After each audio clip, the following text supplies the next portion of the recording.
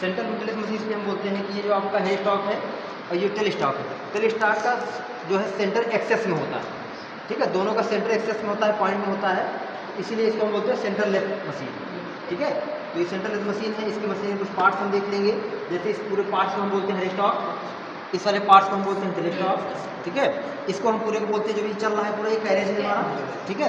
ये जिसके ऊपर चल रहा है ये बेड है हमारा, ठीक है, इसको हम बेड में बोलते हैं। नीचे ये दोनों लेग हैं, ठीक है। उसके बाद हम कैरेज पे आते हैं, कैरेज पे ये सामने वाला पार्ट है इसमें हैंड व्हील लगा हुआ है, इसको हम बोलते हैं एप्रन, ठीक है। एप्रन के बाद ये जो वही वाला पार्ट है यहाँ से यहाँ तक जो इस साइड में पूरा यच की आकृति में बनाता है, इसको हम बोलते हैं सैडल, ठीक है। सैडल के ऊपर ये जो क्रॉस वाला है, देखिए अभी जो बाहर जा रहा है, ठीक है, ये बाहर जो जा रहा है इस पार्ट को हम बोलते हैं क्रॉस हेड, क्योंकि बेड को जो है क्रॉस करता है, ठीक है, क्रॉस मूवमेंट में काम करता है, इसलिए हमको क्रॉस हेड बोलते हैं। क्रॉस हेड के ऊपर ये वाला जो पार्ट है जो भी चल रहा है सिर्फ इतना वाला, देखिए क्या है, इसको हम बोलते हैं कंपाउंड कंपाउंड स्लाइड, ठीक है। उसके बाद ये जो पूरा पार्ट है हमारा, इसको हम बोलते हैं टूल पोस्ट। तो टूल पोस्ट को जब भी हम चाहते हैं अपनी इच्छा अनुसार इसको हम निकाल लेते हैं, जिससे दूसरा टूल पोस्ट लगा लेते हैं, देख रहे हैं, इस पूरे पार्ट्स की हम टूल पोस्ट बोलते हैं, ठीक है। 4-वे टूल पोस्ट हमने आपको बताया था, इसमें दूसरा टूल पोस्ट अपने कार्य के अनुसार लगा सकते हैं। जब इसको लगाना हो तो इस टूल पोस्ट को हमने यहाँ पर लगाया, इसमें जो है क्लॉक वाइज टाइट करते हैं, एंटी क्लॉक वाइज इसको हम खोलते हैं, ठीक है। तो इसको हम इस तरह से लॉक कर देंगे, लॉक करने के बाद इसको हम टाइट करें, क्योंकि अगर हमको किसी एंगल में देना है तो हमको पीछे करना पड़ता है, तो खोलना पड़ता है। तो अगर हमको टर्निंग करनी है तो सीधा करके इसको हमको झटके में लॉक करना है, ठीक है। इसमें इसके मुख्य पार्ट हो गए। फिर ये इसका जो है चक होगा, ठीक है। ये चक जो है इस हेड स्टॉक के स्पिंडल पर लगा होता है। लेस मशीन में 2 स्पिंडल होता है, एक हेड स्टॉक स्पिंडल, एक टेल स्टॉक स्पिंडल, ये वाला जिसमें हमने इस स्लीव को लगाया है, ठीक है। हेड स्टॉक स्पिंडल यहाँ पे आप देखेंगे इसका स्पिंडल है, ये पूरी खुली पाइप है, यहाँ से खोलिए इसको आप खोलेंगे तो यहाँ देखिए खुला है, यहाँ से कोई रॉड डालेंगे तो रॉड यहाँ से निकल आएगी, तो वो पाइप लगी रॉड स्पिंडल, उसी के ऊपर इस चक को हम कट लगाए हुए, क्योंकि स्पिंडल में हमारी चूड़ी कटी होती है, के ऊपर हम ये 3 चक या तो हम ये 4 चक, यहाँ पे देखो सर ये 4 चक लगा हुआ है, ठीक है। 3 चक के बाद इसमें 3 जाल होता है। हमने आपको बताया कि ये चक जो है सेल्फ सेंटरिंग चक होता है, ये ऑटोमेटिक इस जाल को अपने आप सेंटर में ले लेगा, ठीक है। इतने इंपॉर्टेंट पार्ट थे। ये बेडवे है हमारा, उसके बाद यहाँ पे नीचे आप देखेंगे लीड स्क्रू है, इधर देख लीजिए 2 रॉड लगी हुई है, ये ऊपर वाले रॉड को लीड स्क्रू बोलते हैं, इसका 29 डिग्री होता है इसके अंदर चूड़ी का, ठीक है। और ये नीचे वाला हमारा फीड शॉट पे आप यहाँ पे देखेंगे, यहाँ हाथ लगाएंगे तो आप देखेंगे यहाँ पे एक स्प्लाइन कटा गड्ढा कटा हुआ है, ठीक है ना। यहाँ देखिए यहाँ पे ये गड्ढा ऐसा कटे, चलिए यहाँ पे स्लाइन कटी हुई है ना, स्लॉट कटा हुआ है, इसको हम बोलते हैं स्प्लाइन या कीवी, ठीक है। तो जब हमको इस कैरेज को ऑटो से हम यहाँ देखिए हाथ से चला रहे हैं, हाथ से चल रही है, चल रहा है ना अभी लगा रहे हैं, ये देखिए इस कैरेज को, अगर हम कैरेज को हाथ नहीं लगाना, ये अपने आप चले, यानी अपने आप ये लेफ्ट एंड राइट आए, तो हमको क्या करना होता है, इस फीड रॉड को वहाँ से हम इंगेज कर देते हैं गियर से, गियर के माध्यम से फीड रॉड घूमता है, तो इसको अपने आप यहाँ से इंगेज करते हैं, हाथ में इसके अंदर लगा होता है, तो ये हमारा कैरेज ऑटोमेटिक है, ठीक है। फिर जब हमको चूड़ी काटना हो किसी जॉब पर, स्क्वायर चूड़ी, ठीक है, वही चूड़ी काटेंगे या एक चूड़ी काटेंगे, तो हम जो है इस लीड स्क्रू का हम प्रयोग करेंगे। तो हम फीड रॉड में हम लीड स्क्रू चलाएंगे तभी ऑटोमेटिक चलेगा। हाँ एसेसरीज इसके साथ में ना, क्योंकि आपका ये सेंटर से जो है, सेंटर भी आपका एसेसरीज है। पूछिए, आपको क्या पूछना है, आप लोग पूछिए, हमसे क्वेश्चन पूछिए। ये क्या लगा हुआ है? कौन सा? हाँ, ये इसी को हम बोलते हैं लेस टूल। हमने आपको बताया था ना HSS, हाई स्पीड स्टील। तो हाई स्पीड स्टील का एक टूल है, यानी tool cutter single point tool है, जिसके द्वारा हम जाब को इसमें लगा के काटते हैं, ठीक है। ये कटिंग टूल्स हमने बताया था 4-वे में 4 टूल लगा करते, एक टूल लगाएगा, हाँ, इसको यहाँ से आप खोलो इस ग्राइंडर से, रिंच से निकल जाएगा बाहर। इसको धार वगैरह जब लगाना होता है तो हम वहाँ पे ग्राइंडर कर लेते हैं, ग्राइंडिंग। लाइफ सेंटर इसके अंदर बांधते हैं। हाँ, जब मशीन को चलाएंगे तो ये अपने आप घूमेगा। अभी हमने पढ़ा ना, जब भी मशीन को चलाएंगे तो जब भी हम मशीन को चालू करें काम को, पहले हम इसको हाथ से घुमा के देखते हैं चल रहा है, कभी कोई इस चीज़ को यहाँ से उसको लॉक कर देते हैं, ठीक है, लॉक कर देते हैं तो ये घूमता नहीं है, ठीक है। तो जब भी मशीन को चलाएंगे तो हम इसको जॉब लाने पर इसको हम घुमा के देख लेंगे, इसको देख लेंगे ढीला तो नहीं है, इसको थोड़ा चेक कर लेंगे सही है, सारे पार्ट चल रहे हैं, क्योंकि कभी कोई ये भी लॉक होता है यहाँ से, यहाँ से जब लॉक हो जाए, देखो लॉक कर देंगे ना, यहाँ से लीवर है, तो हम कोई टूल्स लगाएंगे चलेगा नहीं है, तो हमने टूल्स लगा दिए, जॉब यहाँ बांधा, मशीन लॉक है, हमने ऑन कर दिया, क्योंकि लॉक है तो ऑटोमेटिक आगे से लड़ जाएगा, हम इसको रोक नहीं पाएंगे। इसलिए पहले हमको मशीन चलाने के लिए मशीन की अच्छी जानकारी रखनी है, और मशीन के कौन सी स्विच कहाँ से बंद, जैसे आप देखो यहाँ पर ये बोर्ड लगा हुआ है MCB, यहाँ पे MCB है, इसको ऑन करते हैं, उसके बाद यहाँ पे बटन है ऑन आपका, लेकिन इससे पहले भी मेन स्विच आपका वहाँ पर लगा हुआ है, वहाँ से हम उसको उठाते हैं तब यहाँ पर लाइट आती है, ठीक है। ये जो रॉड पूरा नीचे लगा हुआ है ये लेथ मशीन का अर्थिंग है कि जब भी हम कभी मशीन लगाते हैं तो मान लो कभी इसमें लाइट आ गई, करंट आ गया तो हमको ना लगे करंट से ज़मीन में चली जाए, इसलिए हर एक बेस पे जहाँ पे उसमें रॉड लगा के उसको नीचे दिया गया अर्थिंग ताकि करंट हमको ना मारे। तो इस तरह से आपको पता होगा मेन स्विच कहाँ पे, जैसे मान लो आप यहाँ फंस गए बगल में हमेशा लगाते हैं, आप लाल वाले बटन दाब देते हैं अगर हाथ पहुँच गया तो। और आपको हमें सेफ्टी बताइए कि आपको कोई ढीला कपड़ा, जैसे आप यहाँ पर काम कर रहे हैं देखेंगे अब यहाँ से लटक गया, आपका बाली लटक गया इस पर, ठीक है, टाइल पकड़ लिया आपने लगाया तो लटक गया तो इसमें फंस जाएगा चलते ये आपको लपेट देगा, फिर चोट लग जाएगी। और कोई पार्ट ढीला हो गया तो निकल के भागेगा, आपको नहीं देगा, आप हट गए तो बगल कोई खड़ा नहीं देख रहा है उसको लग जाए जाकर। इसलिए थोड़ा सा सेफ्टी को ध्यान रखते हैं क्योंकि वर्कशॉप में बहुत ज़्यादा खतरा है ना, लिखा होता है सावधानी हटी दुर्घटना घटी। तो आपको सभी को ध्यान रखना है कि बहुत ही अच्छे माइंड से, फ्रेश माइंड से इस पर काम करना है, ज़रा सा भी हंसी मजाक नहीं करना है। जब तक जिस मशीन टूल की जानकारी है उसको टच नहीं करना, पूछ लीजिए, पढ़ लीजिए, जानकारी ले लीजिए, मैं यहाँ पर 10 बार उससे पूछिए, उसके बाद उसका उपयोग करिए आप, ठीक है, क्योंकि आपकी सेफ्टी बड़ी इंपॉर्टेंट है, ठीक है, आपके घर वाले के लिए भी मेरे लिए भी, है ना। कहाँ पे? हाँ, यहाँ पे होता क्या कि जब हम मशीन में काम करते हैं तो हम यहाँ पे कूलेंट डालते हैं, ठीक है, कूलेंट सोल्यूबल ऑयल होता है, पानी में मिला के घोल तैयार करते हैं, जिससे मेरा टूल्स भी ठंडा रहता है, जॉब भी ठंडा रहता है, इससे टूल जलता नहीं है, ठीक है, जलता नहीं है। तो यहाँ पे हम उसको पानी डालते हैं, उसको हम कूलेंट बोलते हैं। तो कूलेंट जब डालते हैं तो कूलेंट यहाँ पे ऐसे फैलेगा, तो कूलेंट यहाँ पे भर जाएगा ट्रे में, तो नीचे हम एक डिब्बा लगाते हैं, इस छेद के माध्यम से कूलेंट उसमें गिरता है, ठीक है। और कभी कभी उसमें पाइप लगी हो तो पाइप के माध्यम से कूलेंट यहाँ ऑटोमेटिक गिरता रहता है। देखो मशीन में पाइप लगी है, देख लो पाइप लगी, तो नीचे एक चैम्बर होता है, उसमें एक थोड़ा कुल्लू रखा होता है, कुल्लू से कूलेंट अपने आप आता रहता है, जहाँ पर चाहे वो सेट कर लेते हैं वहीं गिरता है, तो हमको कटिंग करने में आसानी होती है, टूल वगैरह हमारा जलता नहीं, लाइट बढ़ जाती है। सर ये कैसे निकलता है? क्या चीज़? तेल स्टॉक इसको आप बाहर निकाल लो ऐसी तरह से, जब आप इसको जरूरत पड़े, यहाँ नीचे प्लेट लगी होती है, इसको हम बैक प्लेट बोलते हैं, इस प्लेट को खोलते हैं, खोलने के बाद इसको हम निकाल देते हैं, ठीक है, आपको दिखा देता हूँ। नीचे देखो यहाँ पे प्लेट लगी होती है, इसको नट से हम ढीला करते हैं, ढीला करने के इस पर टाइट कर लेते हैं, जब हमको निकालना हो तो इसको सीधा कर लेंगे, जब टाइट करना तो इस तरह से कर, देखो अभी देखो इस तरह से कर लिया हमने, देख रहे हो, अब इसको हम यहाँ पर लगाएंगे इस तरह से, ठीक है।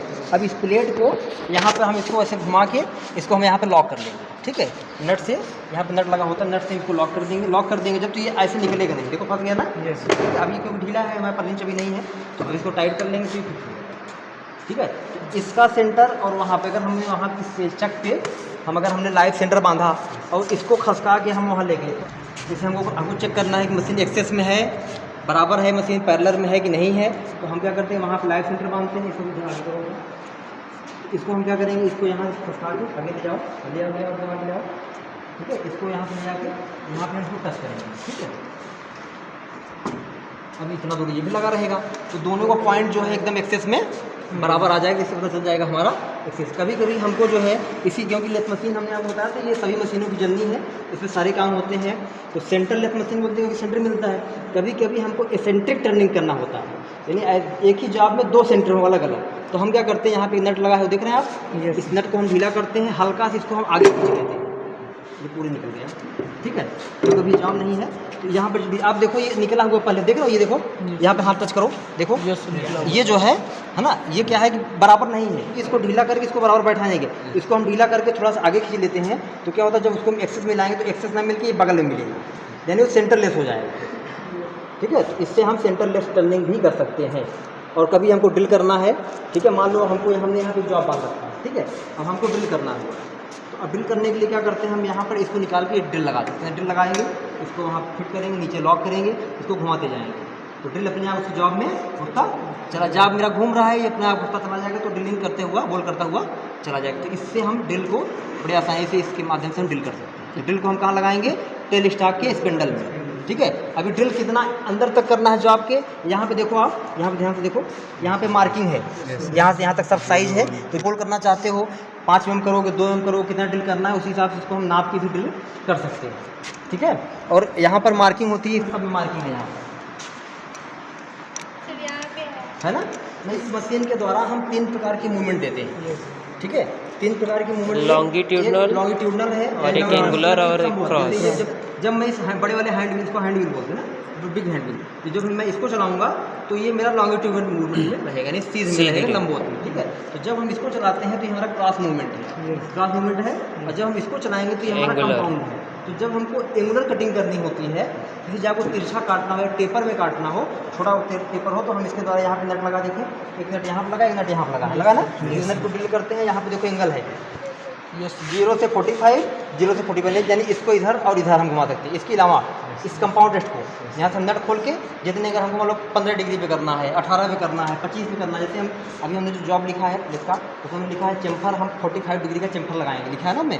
तो यहाँ पर 45 डिग्री इसको तिरछा करेंगे, जहाँ पर चेम्फर, देखो ये चेम्फर हुआ है, इसके ऊपर कॉर्नर है, ये नहीं है ना, नुकीला है नहीं, इसके ऊपर देखो चेम्फर हुआ है, देख रहे हो, ये यहाँ पे जो ये तिरछा वाला कटा हुआ भाग है ना, इसी को हम चेम्फर बोलते हैं। ये हम 45 डिग्री भी चेम्फर करते हैं। इससे क्या होता है, जब हमको किसी जॉब पर थ्रेडिंग करनी हो, चूड़ी काटनी हो, नर्लिंग करनी हो, तो नर्लिंग करते समय जब हमको चेम्फर कर लेते हैं, तो चेम्फर नर्लिंग जो टूल है, रोलर है, स्टीरेज को हम कैरेज पे बांधते हैं, तो इस पर हम कैरेज पे बांध लेते हैं जब स्टीरेज। और इस पर हम एक अटैचमेंट आता है, अभी हमने उसको लिखा है, आपको पढ़ाया नहीं है, एक अटैचमेंट आता है टेपर टर्निंग अटैचमेंट, उस टेपर टर्निंग अटैचमेंट को भी इस पर लगाते हैं, इसको अटैचमेंट को भी हम यहाँ पर लगाते हैं। तो जब हमारा जो है स्टडी रेस्ट है, टेबलिंग स्टडी रेस्ट को हम इस पर लगाते हैं, किस पे, कैरेज पे, और जो फिक्स स्टडी रेस्ट है इसको हम यहाँ पे लगाते हैं बेड पे, उसको कहीं भी इसको हटा देंगे, निकाल बाहर रख देंगे, इसके ऊपर हम वहाँ पे बांध देंगे, ठीक है। ये मूवेबल पार्ट्स है, इसको हम कभी हटा सकते हैं, लगा सकते हैं। ये वाला कैरेज को भी हटा सकते हैं, नहीं कैरेज नहीं हटा सकते, कैरेज फिक्स रहेगा, कैरेज हटा नहीं सकते, ठीक है। ये पार्ट हमारा फिक्स है, ये मूवेबल पार्ट्स है, ये भी मूवेबल पार्ट्स है, ठीक है। हटाने का मतलब मूवेबल है, ठीक है। इसको हम मूव कर सकते हैं आगे पीछे कार्य के अनुसार, जितनी हमको कार्य करनी है। लेथ मशीन का ये स्पिंडल है, ठीक है। इस लेथ मशीन का हेड स्टॉक हमने आपको पढ़ाया था कि लेथ मशीन का हेड स्टॉक के प्रकार में 2 प्रकार का आता है, एक बेल्ट टाइप आता है, एक गियर टाइप आता है। तो ये बेल्ट टाइप, देखिए तो पट्टा लगा है, इस पर 1 2 3 स्टेप है, देख रहे हैं आप, 3 स्टेप है पट्टा। हम इसको जैसे हमको स्पीड में चलानी है तो बड़े वाले पर कर ले, कम मतलब कम स्पीड चलानी बड़े पर कर लेंगे, ज़्यादा स्पीड चलाएंगे छोटे वाले पर कर लेंगे, ठीक है। इसके नीचे मोटर लगी होती है, मोटर से पट्टा टच होकर यहाँ पे मोटर से पट्टा यहाँ पे आता है, और ये स्पिंडल चलाता है हमारे मोटर से पट्टे द्वारा इसको चक को, और यही चक मूवमेंट हमारा यहाँ से मिलता है। तो यहाँ पे चार्ट लगा हुआ है, इस चार्ट की मदद से हम चूड़ी काटते हैं। हमको चूड़ी की पिच कितनी रखनी है उसके हिसाब से हम इसको सेट करते हैं। यहाँ पे लीवर लगा हुआ है, इस लीवर के माध्यम सेट करते हैं, यानी यहाँ से ये हैंडल लगा है, हैंड लीवर, इस लीवर को हम आगे पीछे करते हैं, देखो तो इससे हम आगे पीछे करते हैं, सेट करते हैं। ऊपर कर लिया तो लीवर क्लॉकवाइज चलेगा, नीचे कर लिया तो एंटी क्लॉकवाइज चलेगा। तो इस लीवर के माध्यम से मूवमेंट हमको इन दोनों को मिलती है, यानी lead screw and feed rod को मिलती है। तो फीड रॉड के माध्यम से मूवमेंट हमको मिलती है कैरेज को और क्रॉस स्लाइड को हम ऑटोमेटिक चला सकते हैं, ठीक है। कंपाउंड टेस्ट को हम ऑटोमेटिक नहीं चला सकते इस लेथ मशीन पर। और कुछ पूछना चाहें आप लोग? आइए फोर्जा चक के बारे में भी दिखा दें हम आपको।